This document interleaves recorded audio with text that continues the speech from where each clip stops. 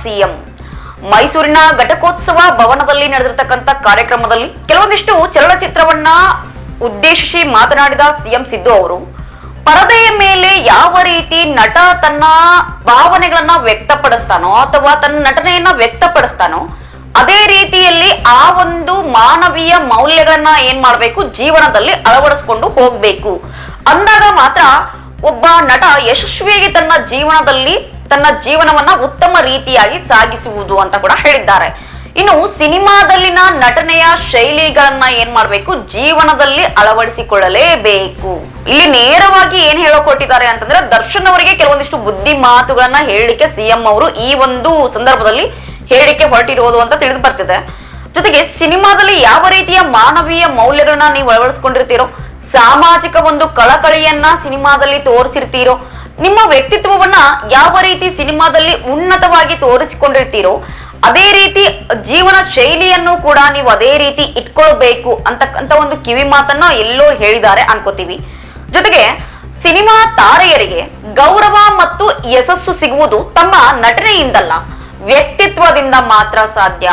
ನಟನೆ ಪಾತ್ರಕ್ಕಷ್ಟೇ ಸೀಮಿತವಾಗಬಾರದು. ಅವರ ವ್ಯಕ್ತಿತ್ವ ಏನಾಗಿರ್ಬೇಕು ಅಂತಂದ್ರೆ ಎಲ್ಲರೂ ಹೊಗಳುವಂತಿರಬೇಕು. ಜೊತೆಗೆ ಅವರ ಹೆಸರು ಹೇಳಿದ್ರೆ ಏನಾಗಿರ್ಬೇಕು ಅಂತಂದ್ರೆ ಗೌರವ ಮತ್ತು ಯಶಸ್ಸು ತಾನಾಗಿಯೇ ಲಭ್ಯವಾಗುತ್ತಾ ಹೋಗ್ಬೇಕು ಅಂತಕ್ಕಂಥ ಮಾತುಗಳನ್ನ ಸಿಎಂ ಅವರು ಸ್ಪಷ್ಟವಾಗಿ ಆ ಒಂದು ಸಂದರ್ಭದಲ್ಲಿ ಮಾತನಾಡಿದ್ದಾರೆ. ಜೊತೆಗೆ ಸಾಕಷ್ಟು ಸಿನಿಮಾ ತಾರೆಯರನ್ನ ಏನ್ ಮಾಡ್ತಾರೆ ಅಂತಂದ್ರೆ ಜನ ಅನುಸರಿಸ್ತಾರೆ. ಲೈಫ್ ಸ್ಟೈಲ್ ಇರಬಹುದು, ಹೇರ್ ಸ್ಟೈಲ್ ಇರಬಹುದು, ಜೊತೆಗೆ ಅವರ ಒಂದು ಡೈಲಾಗ್ಸ್ ಗಳಿರಬಹುದು, ಜೊತೆಗೆ ಪ್ರೇಮ ವಿವಾಹ ಆಗಿರಬಹುದು, ದಾಂಪತ್ಯ ಆಗಿರಬಹುದು. ಹೀಗೆ ಸಿನಿಮಾ ನಟರು ಅಂದ್ರೆ ಅವರಿಗಿರತಕ್ಕಂತ ಕ್ರೇಜೇ ಒಂಥರ ಒಂದು ಹೇಳಿಕೆ ಆಗಲಾರ್ದಂಥದ್ದು. ಅಲ್ಲಿ ಸಿಗುವಂತ ಗೌರವ ಮತ್ತು ಯಶಸ್ಸು ಏನಾಗಿರತ್ತೆ ಅಂತಂದ್ರೆ ಸಾಮಾಜಿಕ ರಂಗದಲ್ಲಿ ಒಬ್ಬ ವ್ಯಕ್ತಿ ತನ್ನನ್ನ ತಾನು ಯಾವ ರೀತಿಯಾಗಿ ತೊಡಗಿಸಿಕೊಂಡಿದ್ದಾನೆ ಅಂತಕ್ಕಂತ ಮಾತುಗಾರಿಕೆಗಳಿಂದ ಸಿಎಂ ಅವರು ಏನ್ ಮಾಡಿದ್ರು ಅಂತಂದ್ರೆ ಈ ಒಂದು ಸಮಾರಂಭದಲ್ಲಿ ಸಾಕಷ್ಟು ಒಂದು ವಿಚಾರಗಳನ್ನ ಚರ್ಚೆ ಮಾಡಿದ್ದು ಕೂಡ ಉಂಟು. ಇನ್ನು ರಾಜ್ಕುಮಾರ್ ನೆನಪು ಯಾವತ್ತು ಯಾಕೆ ಅಜರಾಮರವಾಗಿರತ್ತೆ ಅಂತಕ್ಕಂತ ಒಂದು ಮಾತನ್ನ ಸಿಎಂ ಸಿದ್ದು ಅವರು ಹೇಳಿದ್ರು ಅಂತಂದ್ರೆ, ಅವರು ಯಾವ ರೀತಿ ಸಮಾಜದಲ್ಲಿ ಬದಲಾವಣೆ ಹೊಂದಿರತಕ್ಕಂತ ಸಿನಿಮಾಗಳನ್ನ ನಟಿಸಿದ್ರು, ಜೊತೆಗೆ ಪೌರಾಣಿಕ ಸಿನಿಮಾಗಳಲ್ಲಿ ನಟಿಸಿದರು, ಐತಿಹಾಸಿಕ ಒಂದು ಘಟನೆಗಳನ್ನ ಆಧರಿಸಿ ಸಿನಿಮಾವನ್ನ ನಟಿಸಿದ್ರು. ಅವು ಎಲ್ಲವೂ ಕೂಡ ತಮ್ಮ ಜೀವನದಲ್ಲಿ ಸರಳತೆಯಿಂದ ಅವುಗಳನ್ನ ಅಳವಡಿಸಿಕೊಂಡಿದ್ರು. ಯಾವುದೇ ದುರಂಕಾರ ಇರ್ಲಿಲ್ಲ ಅವರಿಗೆ. ಜನ ಇನ್ನೂ ಕೂಡ ರಾಜ್ಕುಮಾರ್ ಅವ್ರನ್ನ ನೆನೆಸ್ಕೊಂತಿದ್ದಾರೆ ಅಂತಂದ್ರೆ ಅವರು ಯಾವ ರೀತಿ ತಮ್ಮ ಜೀವನ ಶೈಲಿಯನ್ನ ಸಿನಿಮಾ ಮತ್ತೆ ರಿಯಲ್ ಲೈಫಿಗೂ ಹೊಂದಿಸಿಕೊಂಡಿದ್ರು ಅನ್ನೋದನ್ನ ಈಗಿನ ಕಲಾವಿದರು ಸಾಕಷ್ಟು ಅವರನ್ನ ನೋಡಿ ಕಲಿಯೋದಿದೆ ಅಂತಕ್ಕಂಥ ಮಾತನ್ನ ಸಿಎಂ ಸಿದ್ದು ಅವರು ಹೇಳಿದರು.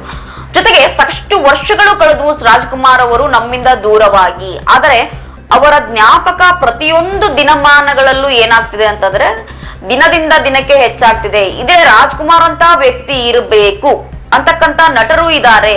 ಜೊತೆಗೆ ಅಂತ ವ್ಯಕ್ತಿತ್ವ ಸಿಗಲು ಸಾಕಷ್ಟು ಏನಪ್ಪಾ ಅಂತಂದ್ರೆ ಇಂದಿನ ದಿನಮಾನಗಳಲ್ಲಿ ಕಡಿಮೆ ಅಂತಕ್ಕಂಥ ಮಾತನ್ನು ಹೇಳಿದ್ದಾರೆ. ಹೀರೋಯಿಸಂ ಜನರಿಗೆ ಎಷ್ಟು ಮುಖ್ಯವಾಗುತ್ತೋ ವ್ಯಕ್ತಿತ್ವವೂ ಕೂಡ ಅಷ್ಟೇ ಮುಖ್ಯವಾಗುತ್ತೆ ಅಂತಕ್ಕಂಥ ಮಾತನ್ನು ಕೂಡ ಹೇಳಿದ್ರು. ನಟನ ಮೇಲೆ ಇರ್ತಕ್ಕಂಥ ಭಾವನೆ, ಆ ನಟನಿಗೆ ತಂದು ಕೊಡ್ತಕ್ಕಂತ ಯಶಸ್ಸು ಏನಾಗಿರುತ್ತೆ ಅಂತಂದ್ರೆ ಸಾಮಾಜಿಕ ಒಂದು ಕಳಕಳಿಯನ್ನ ಮೂಡಿಸುತ್ತೆ. ಸಮಾಜದಲ್ಲಿ ಸಿನಿಮಾಗಳು ಸಾಕಷ್ಟು ಬೆಳಕು ಚೆಲ್ಲುವುದರ ಮೇಲೆ ಏನಾಗ್ತಿದೆ ಅಂತಂದ್ರೆ ಪ್ರಮುಖ ಪಾತ್ರವನ್ನ ವಹಿಸ್ತಿದೆ. ಎಲ್ಲೋ ಒಂದು ಕಡೆ ಸಾಮಾಜಿಕ ಗಲಭೆಗಳನ್ನ ತರುವುದು, ಜಾತಿ ಕೋಮುವಾದ ಅಡ್ಡ ಬರುವುದು, ಇನ್ನು ನಾನ್ ಹೆಚ್ಚು ನೀನು ಕಡಿಮೆ ಅಂತಕ್ಕಂತ ಒಂದು ಕೀಳರಿಮೆ ಭಾವನೆಯನ್ನ ಹೋಗಲಾಡಿಸುವುದು ಸಿನಿಮಾ ಕಂಟೆಂಟ್ ಗಳಿಂದ ಮಾತ್ರ ಸಾಧ್ಯ. ಅಲ್ಲಿ ಆ ಸಿನಿಮಾ ಕಂಟೆಂಟ್ ಗಳಿಗೆ ವೈಯಕ್ತಿಕ ಪಾತ್ರಗಳು ಅಂತಿರ್ತಾವೆ. ಆ ಪಾತ್ರಗಳಿಗೆ ಜೀವ ತುಂಬುವಲ್ಲಿ ಏನಾಗಿರುತ್ತೆ ಅಂದ್ರೆ ಕಲಾವಿದನ ಒಂದು ಯಶಸ್ಸು ಕಾಣ್ತಿರತ್ತೆ. ಆದ್ರೆ ಇತ್ತೀಚೆಗೆ ಅದು ಎಲ್ಲೋ ಒಂದು ಕಡೆ ಕಡಿಮೆ ಬರ್ತಿದೆ ಅಂತಕ್ಕಂತ ಮಾತುಗಳು ಸಿಎಂ ಅವರು ಹೇಳಿದ್ರು. ಇನ್ನು ಚಲನಚಿತ್ರದಲ್ಲಿ ಸಾಕಷ್ಟು ಒಂದು ಬದಲಾವಣೆಗಳನ್ನ ತರುವ ಸಾಧ್ಯತೆ ಯಾರಿಗಿದೆ ಅಂತಂದ್ರೆ ಅಲ್ಲಿರ್ತಕ್ಕಂತ ನಟ ನಟಿ ಮತ್ತು ಪಾತ್ರಗಳು, ಪೋಷಕ ಪಾತ್ರಗಳಿಗಿವೆ. ಆದ್ರೆ ಇತ್ತೀಚಿನ ದಿನಮಾನಗಳಲ್ಲಿ ಎಲ್ಲೋ ಒಂದು ಕಡೆ ಪ್ರೊಫೆಷನಲ್ ಲೈಫೇ ಬೇರೆ, ಪರ್ಸನಲ್ ಲೈಫೇ ಬೇರೆ ಅಂತಕ್ಕಂತ ಮಾತುಗಳಾಗಿವೆ. ಪರ್ಸನಲ್ ಲೈಫಿಗೂ ಪ್ರೊಫೆಷನಲ್ ಲೈಫಿಗೂ ಸಂಬಂಧನೇ ಇಲ್ಲ. ಎಷ್ಟೋ ಜನರು ಸಿನಿಮಾ ಒಂದು ತಾರೆಯನ್ನ ಅನುಕರಣೆ ಮಾಡ್ತಿರ್ತಾರ ನೋಡಿ.